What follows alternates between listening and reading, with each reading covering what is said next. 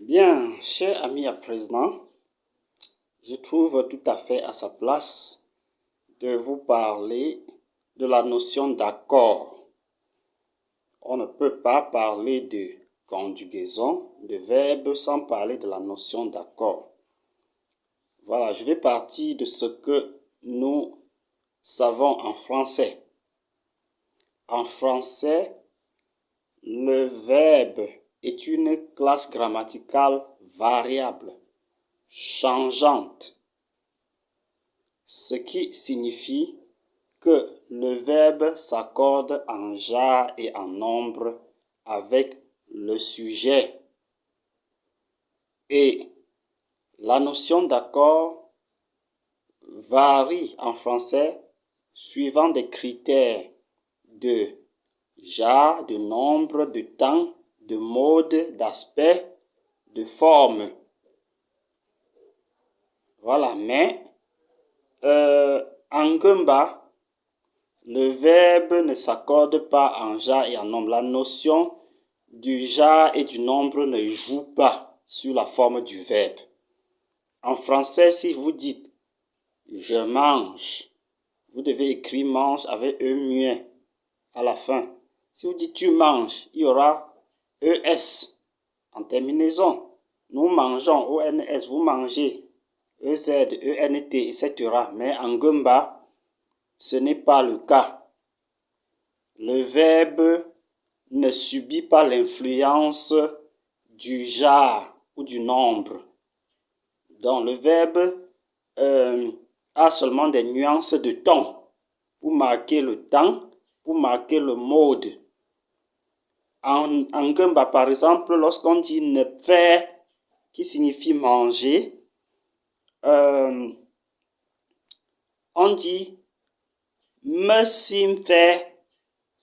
Et à toutes les personnes, ce sera la même chose, il n'y aura pas de changement. Il y aura simplement si pour indiquer que c'est le présent d'entrain, le présent continu, progressif. Donc on va dire me sim faire, o sim faire, a sim faire, a sim faire, pro sim faire, peu sim faire, peu sim faire, puis sim faire, wop sim faire. Vous voyez que c'est faire partout. Au passé, c'est la même chose. On va dire me faire. J'ai mangé. Me faire, op faire, ap faire, pro faire, peut faire, peut faire, puis faire, wop faire. Donc, vous voyez que le verbe En fait, il n'y a pas une terminaison du fait du genre ou du nombre. Mais on peut quand même noter en passant que le verbe peut être nasalisé, c'est-à-dire qu'il y a une modification liée à l'association d'une consonne nasale. Et la nasalisation, c'est quoi? C'est l'association d'un son nasal. Nous avons la lettre N et la lettre M. Donc nous avons le N et le M pour la nasalisation. Parce que N et M sont des sons nasaux.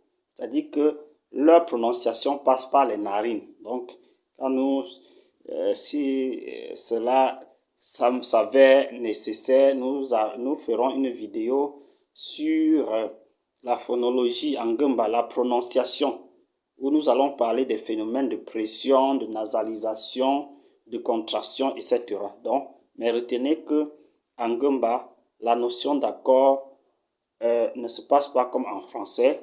Le verbe ne subit pas l'influence du genre et du nombre. Mais il y a bien plus un phénomène de changement de ton qui impose parfois des consonnes nasales sur le verbe. Ne lit, par exemple, on va dire manji. Vous voyez qu'on est passé de li à nji. Ce n'est plus le son le, mais c'est le son dje, nji, nji. Donc le son dje, c'est dj, manji. Manji. Donc nous sommes passés du son, il y a un changement de son, donc c'est nasalisé avec la lettre N. Maintenant, si on dit manger, on va dire me faire, on ne dit pas faire, me faire. Non, on ne dit pas me faire, mais on dit me faire. Donc il y a le me. même faire. Donc, voilà un peu quelques choses qu'il faut retenir pour ce qui est de la conjugaison en Ngumba, les accords spécifiquement parlant.